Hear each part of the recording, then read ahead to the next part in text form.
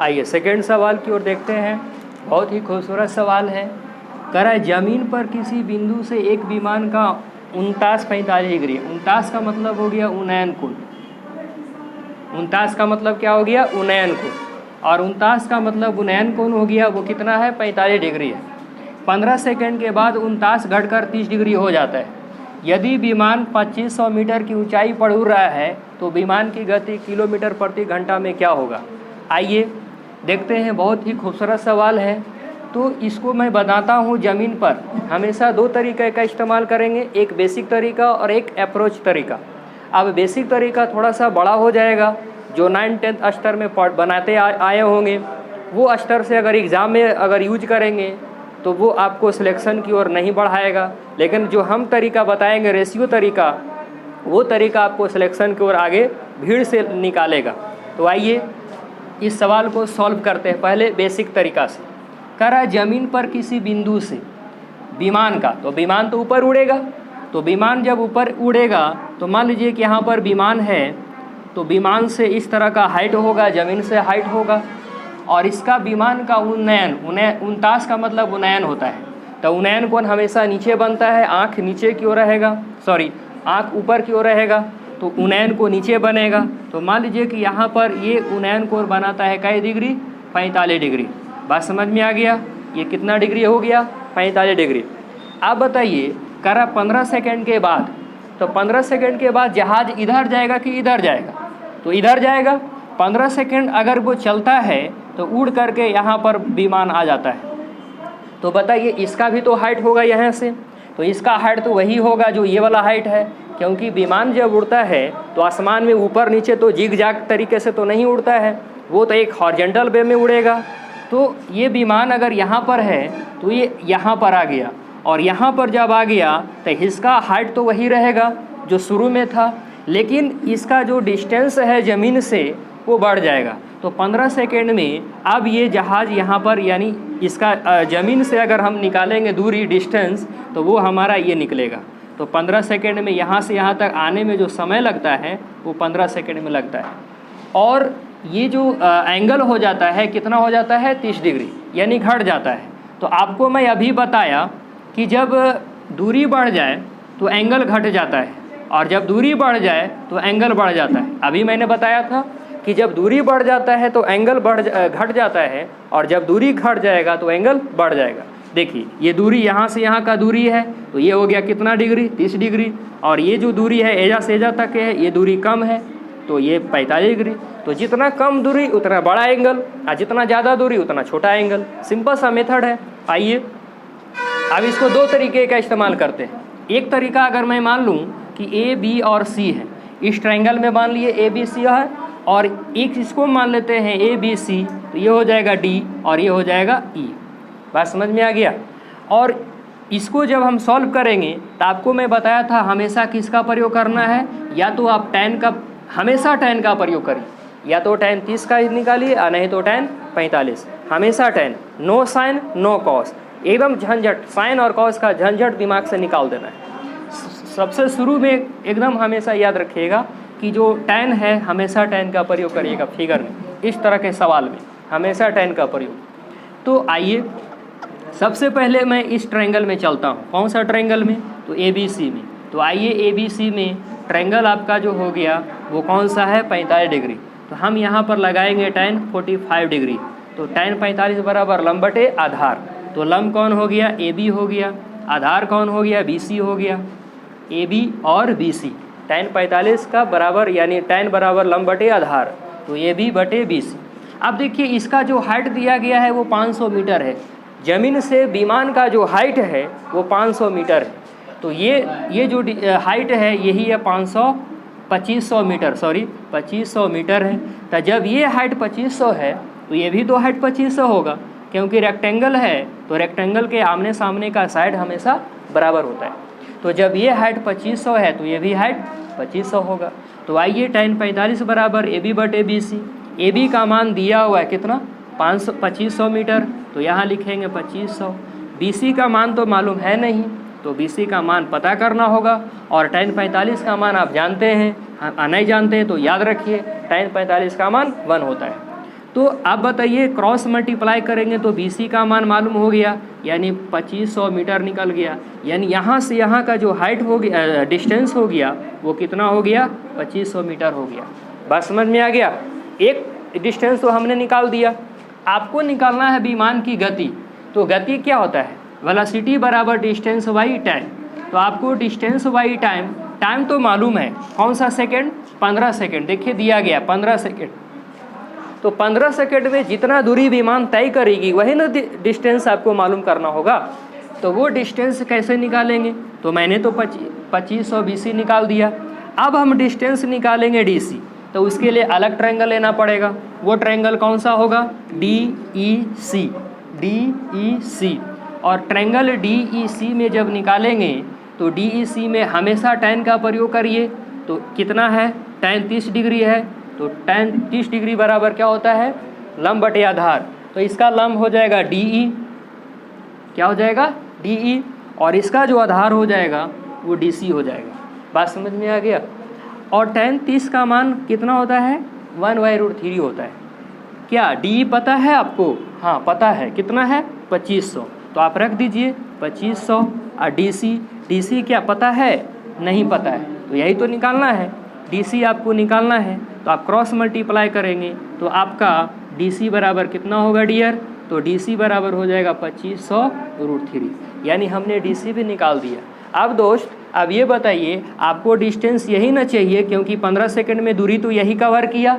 तो ये दूरी कैसे निकालेंगे, तो हमें पूरा दूरी, पूरा डिस्टेंस पता है कितना, 2500√3 है, और ये डिस्टेंस भी पता है कितना, 2500 है। तो आपको क्या निकालना है, BD। तो BD बराबर क्या निकलेगा दोस्त, ये हो जाएगा 2500√3 माइनस 2500। तो 2500 कॉमन ले लेंगे तो ये हो जाएगा √3 माइनस 1। कितना हो जाएगा, √3 माइनस 1। तो ये BD पता हो गया ना। अब 15 सेकेंड में तय की गई दूरी तो यही है, और आपको टाइम भी दिया गया 15 सेकेंड। तो आपको पता कर क्या करना होगा, वेलोसिटी। तो वेलोसिटी बराबर distance by time, distance by time. तो डिस्टेंस क्या हो जाएगा, 2500√3 माइनस 1, और टाइम क्या दिया गया है, 15 सेकेंड। तो ये तो मीटर में है और ये सेकेंड में है, तो मीटर प्रति सेकेंड बना। लेकिन आपको कहा जा रहा है किलोमीटर प्रति घंटा में। तो किलोमीटर प्रति घंटा में 18/5 से गुना कर देंगे तो बदल जाएगा किलोमीटर प्रति घंटा में। तो आप इसको बदल दीजिए 18/5। अगर कटे तो काट दीजिए, 5 को 25 से कट गया, 5 तिया 15, अभी 100 बचा हुआ है। 5 तिया 15, 3 छक्का 18, यानी आगे आपके पास कितना, 6 गुना 100 यानी 600। आई हो गया √3 माइनस 1। तो दोस्त यही हो गया आपका विमान के द्वारा 15 सेकेंड में जितना दूरी किया तो ये हो गया। और विमान का जो गति है वो कितना गति से उड़ रहा है, 600√3 माइनस 1 किलोमीटर प्रति घंटा। ऑप्शन है, कहाँ है, हाँ 600√3 माइनस 1, ये आपका ऑप्शन है। तो दोस्त ये तो बेसिक तरीका हो गया। देखिए यहाँ से शुरू किया और यहाँ ख़त्म हुआ। शुरू करते हैं, ख़त्म कहीं और होता है, तो सिलेक्शन आप दूर चले जाएंगे। इसलिए सिलेक्शन नज़दीक लेना चाहते हैं तो उसके लिए एक अलग तरीका अपनाना पड़ेगा, वो तरीका रेशियो है। आइए उस पर भी सवाल को सॉल्व करते हैं। तो ये सब हटा दें और सीधे हम रेशियो पर पहुंच जाएं। तो डियर इसमें रेशियो से बनाने के लिए फिगर तो बनाना ही पड़ेगा, बिना फिगर नो आंसर। फिगर ही हाइट एंड डिस्टेंस है। जितना भी हाइट एंड डिस्टेंस का सवाल होता है वो सारा फिगर पर ही निर्भर करता है। अगर आप प्रश्न को सावधानी तरीके से पढ़ कर करके और अगर फिगर बना लेते हैं सही तरीके से तो 90% आपका क्वेश्चन सॉल्व हो गया। तो आइए फिगर आपके सामने है। अब हम वो तरीका लगाएंगे जो सिलेक्शन की ओर बढ़ाएगा। वो तरीका क्या है, तो ये सब हटा देते हैं। तो विमान का ऊंचाई तो 2500 मीटर दिया हुआ है। 15 सेकेंड में ये दूरी यहाँ चला था, तो 15 सेकेंड में विमान का गति निकालना है। तो डिस्टेंस चाहिए और टाइम चाहिए। डिस्टेंस तो पता नहीं है तो पता करना पड़ेगा, और टाइम तो पता है। आइए आपको रेशियो से निकालते हैं। तो ये देखिए tan 45 है बड़े ट्रायंगल में। वो ट्रायंगल कौन सा है, ABC। ABC। तो ABC में जो ट्रायंगल है उस ट्रायंगल का एंगल क्या है, 45 डिग्री, और tan 45 का मान 1 होता है। तो लंब बटे आधार, यानी ये जो साइड हुआ 1 यूनिट और ये जो साइड हुआ BC वो भी हो गया 1 यूनिट। बात समझ में आ गया। ये साइड 1 यूनिट और ये भी साइड 1 यूनिट। अब हम निकालेंगे tan 30 डिग्री, यानी कौन सा ट्रायंगल में, DEC में। कौन सा ट्रायंगल? DEC में। और DEC में जब निकालेंगे, DEC में जब निकालेंगे तो उसका एंगल क्या होगा दोस्त? 30 डिग्री। और 30 डिग्री का आप जानते होंगे tan 30 डिग्री का वैल्यू क्या होता है? 1/√3। 1/√3 का मतलब लंब हो गया 1 और √3 हो गया आधार। तो ये 1 कौन सा होगा? बड़ा वाला ट्रायंगल, ये वाला ट्रायंगल, यही ना था। तो ये हो गया 1 यूनिट और ये बड़ा वाला जो साइड है ये हो गया कई यूनिट? √3 यूनिट। कितना हो गया? √3 यूनिट। अब बताइए ये साइड जो है लंबाई AB, वही लंबाई कौन है? DE है। दोनों लंबाई जब बराबर है तो इसका यूनिट भी क्या हो गया? बराबर हो गया। यानी इसको बोलेंगे ऑलरेडी बैलेंस हो गया। रेशियो जो बना वो ऑलरेडी बैलेंस बना, मतलब ये भी 1 यूनिट है और ये भी 1 यूनिट है। इसका मतलब दोनों रेशियो बैलेंस है। अब देखिए ये पूरा जो यूनिट लिया गया है वो √3 यूनिट, ये √3 यूनिट है पूरा लंबाई, और यहाँ से यहाँ की लंबाई कितना यूनिट है? 1 यूनिट है। तो बोलिए ये वाला लंबाई कितना होगा दोस्त? तो √3 - 1। समझ में आया कैसे आया √3 - 1? ये पूरा लंबाई हो गया √3 और ये लंबाई हो गया 1 यूनिट। तो आपको ये लंबाई न पता करना होगा, तो ये लंबाई हो गया √3 - 1। बात समझ में आ गया? अच्छा, अब √3 - 1 पता हो गया। अब बताइए रियल हमको पता है कितना? 2500। इसका यूनिट कितना है? 1 यूनिट। तो बोलेंगे 1 यूनिट बराबर, बोलेंगे 1 यूनिट बराबर कई मीटर? तो 2500 मीटर। 1 यूनिट बराबर कई मीटर? 2500 मीटर। तो √3 - 1 यूनिट बराबर कितना मीटर? तो 2500 √3 - 1 मीटर। ये आपका 15 सेकेंड में तय की गई दूरी निकल गया। देखिए कितना आसानी से निकल गया। उस समय बड़ा लंबा करना पड़ा था, इस समय √3 - 1 का हमने पता कर लिया। यही तो है 15 सेकेंड में दूरी। तो 15 सेकेंड में दूरी निकल गया। आपको वेलोसिटी चाहिए तो डिस्टेंस मालूम हो गया 2500 √3 - 1, और इसका टाइम कितना है? 15 सेकेंड है। तो ये मीटर प्रति सेकेंड हो गया, और इसको किलोमीटर प्रति घंटा में बदलेंगे तो 18/5। ये कट जाएगा कितना? 5 के 25 से, 5 तिया 15, 3 छक 18, यानी फाइनल आंसर कितना आ जाएगा दोस्त? 600 √3 - 1। ऑप्शन देखिए मिल गया। कितना आसानी तरीके से बन गया। आप जो बेसिक तरीका लगाते हैं वो तरीका और ये तरीका लगाइए, बहुत ही सिलेक्शन की ओर बढ़ाएगा। आइए अगला क्वेश्चन की ओर बढ़ते हैं। आइए सेकेंड सवाल की ओर बढ़ते हैं। सेकेंड नहीं, थर्ड होगा। 2 सवाल तो मैंने कर दिया था, थर्ड नंबर सवाल हो। आइए आपको अब बेसिक मेथड नहीं लगाएंगे, अब आपको सीधे रेशियो मेथड लगाएंगे, और रेशियो मेथड से इसको सवाल को सॉल्व करेंगे। कैसे? आइए पहले तो सावधानी से क्वेश्चन को पढ़ना है और सावधानी से फिगर बनाना है। अगर एक बार में फिगर बना लिए तो 90% सवाल आपका बन गया। आइए करें, भूमि पर स्थित किसी बिंदु ए से, यानी कहीं पर जमीन होगा, वहाँ कहीं बिंदु होगा ए।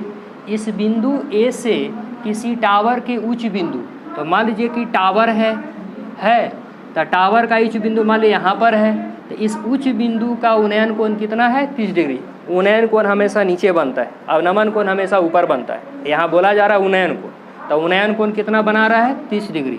तो आइए 30 डिग्री यहाँ पर बना लिए। सॉरी, बिंदु यहाँ पर है। अगर हम टावर को इधर ले लें, बिंदु ए है, टावर को हम इधर ले लें, तो ये हो गया आपका कितना? 30 डिग्री। यही एंगल आपका हो गया उन्नयन कोण 30 डिग्री। तो ये हो गया आपका टावर। क्या हो गया दोस्त? टावर। आगे आइए, अब कह रहा है कि टावर की ओर बढ़ने पर 20 मीटर बढ़ने पर, तो टावर तो इधर है, अब बिंदु यहाँ पर है, कोई लड़का यहाँ खड़ा होगा तो उधर जाएगा कि इधर जाएगा?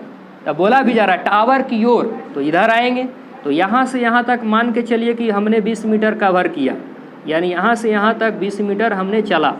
जब 20 मीटर चला तो अब ये बिंदु कहाँ आ गया? यहाँ पर आ गया, और इस बिंदु पर उन्नयन कोण कितना हो जाता है? 60 डिग्री हो जाता है। यानी इसका उन्नयन कोण कितना हो गया? 60। आपको मैंने बताया था कि डिस्टेंस जब बढ़ता है तो एंगल छोटा होता है, और डिस्टेंस जब कमता है तो एंगल बड़ा हो जाता है। आपको देखिए यहाँ का दूरी ज़्यादा है तो एंगल 30, और यहाँ का दूरी कम है तो एंगल 60, बड़ा हो गया। तो हमेशा ये बात को ध्यान में रखना। आइए अब सीधे दिया गया है 20 मीटर, यानी यहाँ से यहाँ का दूरी जो दिया गया, यहाँ तो ये ऑलरेडी पता है, इस बिंदु को मैंने मान लिया भी, और ये दूरी भी पता हो गया, दिया हुआ है। 20 मीटर। और आपसे कह रहा है टावर की ऊंचाई ज्ञात करिए, मतलब यही जो टावर है ये टावर का ऊंचाई निकालना है। टावर का ऊंचाई क्या होगी वो ऊंचाई आपको पता करना हो। तो आपको ए बी इसको मान लेते हैं सी और डी। तो सबसे पहले आप कोई भी एंगल का यूज करिए, या तो 30 डिग्री का यूज करिए या 60 का कोई भी यूज करिए। मान के चलिए कि 60 का हम यूज करते हैं तो हमेशा tan, no sine no cos, only tan। तो आइए tan का प्रयोग करते हैं। तो tan 60 का मान क्या होता है दोस्त, √3 होता है। तो √3/1, लंब हो गया √3, आधार हो गया 1। तो लंब हो गया √3 कौन सा, छोटा एंगल, ये 60 वाला छोटा ट्रायंगल है ना, ये हो गया √3। आधार कौन हो गया, तो ये हो जाएगा 1, ये हो गया 1 यूनिट। समझ में आ गया, √3 और 1 इन दोनों का रेशियो बन गया। अच्छा, अब आते हैं tan 30 डिग्री। तो tan 30 डिग्री का मान क्या हो गया, 1/√3 होता है। तो tan 30 का मतलब ये हो गया लंब और ये हो गया आधार। तो बड़ा ट्रायंगल में ना है, तो बड़ा ट्रायंगल का मतलब बाहर वाला, ये वाला साइड, और ये √3 का मतलब ये वाला साइड, ये पूरा, ये कितना यूनिट है, √3 यूनिट है। यानी इन दोनों का रेशियो इसके साथ और इन दोनों को रेशियो इन दोनों के साथ, ये एक रेशियो है, ये अलग रेशियो है। लेकिन दोनों फिगर में जो ये जो DC साइड है, दोनों के लिए तो कॉमन साइड है ना। चाहे आप बड़ा ट्रायंगल लीजिए चाहे ये ट्रायंगल लीजिए, दोनों ट्रायंगल के लिए भी जो साइड है, CD जो साइड है वो तो कॉमन है, यानी बराबर है। तो इसका यूनिट भी बराबर होना चाहिए। क्या ये यूनिट बराबर है, नहीं, तो अनबैलेंस रेशियो है। तो इस रेशियो को बैलेंस करना होगा। तो 1 को गुना करेंगे √3 से, तो 1 ना होकर के अब क्या हो गया, √3 हो गया।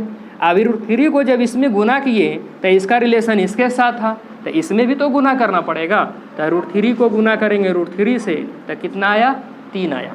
अब बताइए पूरा लंबाई हो गया 3 यूनिट, और ये लंबाई पता है कितना, 1 यूनिट। तो पूरा लंबाई 3 और ये लंबाई 1, तो ये लंबाई का यूनिट 2 यूनिट, पता है ना, 2 यूनिट। कैसे लाए, तो पूरा यूनिट, पूरा लंबाई 3 यूनिट पता हो गया।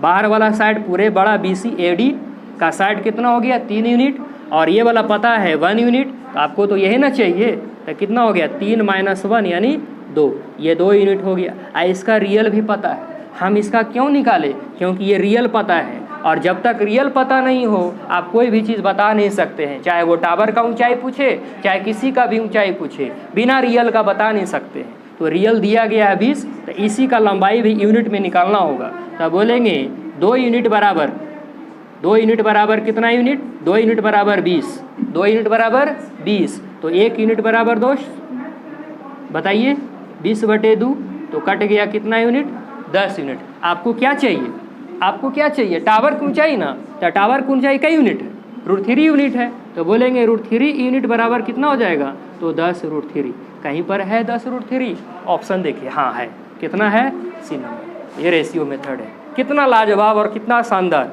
अगर आप इस तरीके से सवाल को सॉल्व करते हैं तो आपको सिलेक्शन की ओर काफ़ी नज़दीक ले आएगा। तो आइए फिर आगे की ओर बढ़ते हैं। तो अगला सवाल,